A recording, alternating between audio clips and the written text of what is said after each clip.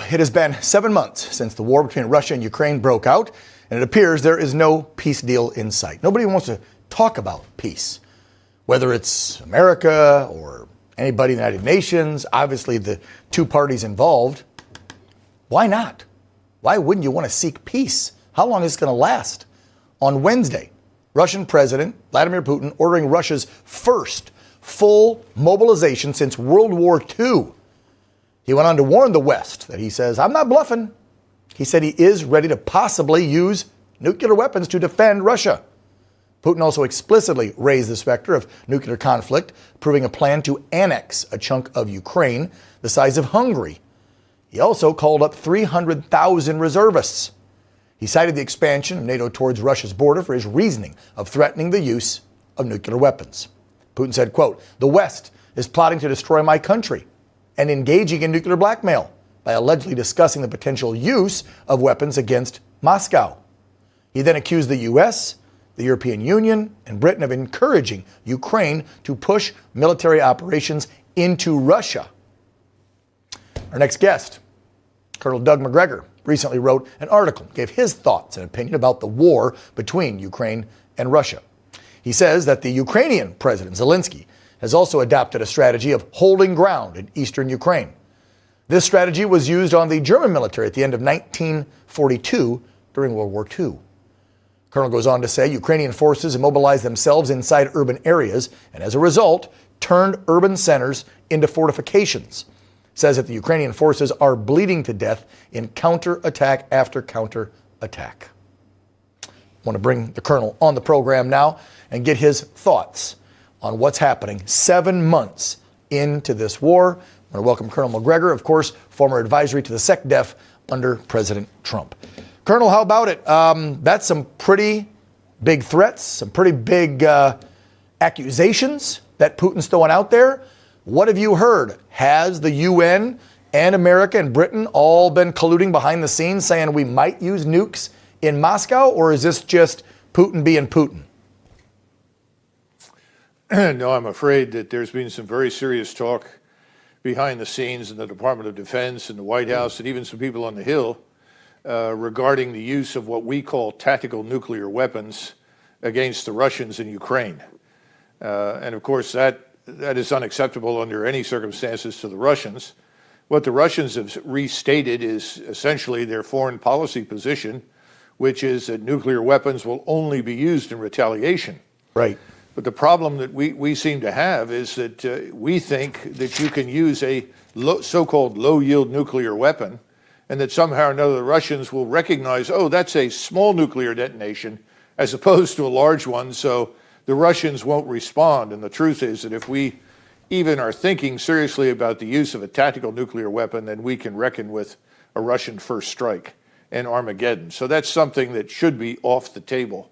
The other point is that I think the Russians have concluded that no one in Kiev is going to negotiate with them, that these decisions are made in Washington and that Washington has no interest in ending the conflict. The Russians have been killing tens of thousands of Ukrainians. It's not reported here, but during these latest offensives down in the south, there were vast caravans of ambulances transporting wounded all the way back to Kiev and further west, because all the hospitals are bursting at the seams with Ukrainian wounded. Wow. We estimate they're taking at least 20,000 casualties a month. Oh. Americans don't know this because the media is not telling them. Is this civilian and military? No, this is military. Military, I mean, that's 20,000 a month. Lie. This is, yes. How can they sustain those numbers? They don't even have that type of troop level, do they? No, and they can't, and the Russians know that. And the Russians have decided to let the Ukrainians expend themselves on their defenses in these pointless counterattacks. That's what the Soviets did with the Germans in 1943, and it worked so that they could take the offensive later. But the Russians were never interested in crossing the Dnieper River. They weren't interested in annexing all of eastern Ukraine, just those areas that are Russian-speaking that contain Russian citizens, and that's where they're sitting right now. Right, but Ukraine has been pushed by us, I would assume, the UN, whatever, to advance into those regions and hold them strong. And then, as you heard in my buildup, but I like your confirmation, possibly then even push into Russia. Is that what we're hearing? Well, I don't think that.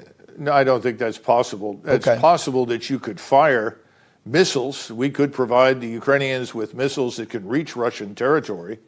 I think that would be disastrous. But what he's got going right now is not a full mobilization. It's just a partial mobilization. He's got 300,000 reservists. These are people who've already served in the military. They're being brought back on active duty. They will replace Russian fighting formations in eastern Russia, in northern Russia, that can now be taken and redeployed in Ukraine. And he's also sending reservists to formations in the Russian military that are at about 80 or 75% strength and bringing them up to 100%. But all of this takes time. The Russians are not rushing, though, and this is important to understand, because the winter is coming. The winter is coming, and the winter is going to devastate Europe. Oh, it's going to devastate Europe. Right. Germany's economy will probably collapse. Even the German government has admitted this. There's no substitute for the Russian energy. Right. Right Where now, are they going to get their oil from? Their natural firewood. gas? Yeah, well, right now, firewood has become gold in Central East Europe. Think about it.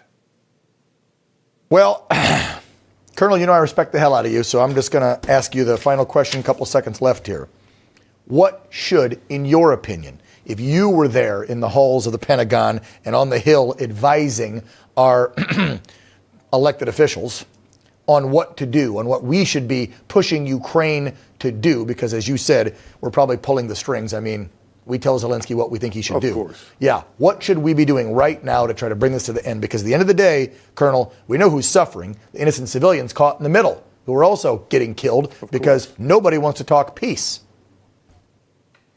Well, that's right. And I think the Russians would be receptive to us because they realize we're in charge.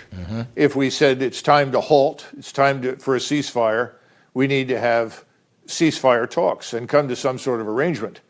And I think the Russians would be receptive to that. Now, how much of the territory are they willing to give up that they hold now?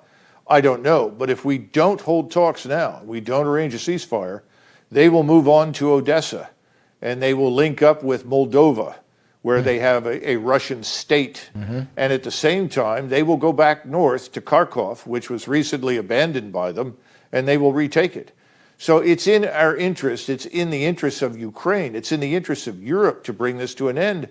And we need to turn on the natural gas and the oil. Yeah, but it sure seems like, Colonel, sure seems like there's some powerful people in the Biden regime, obviously, and in Europe that don't want that to happen.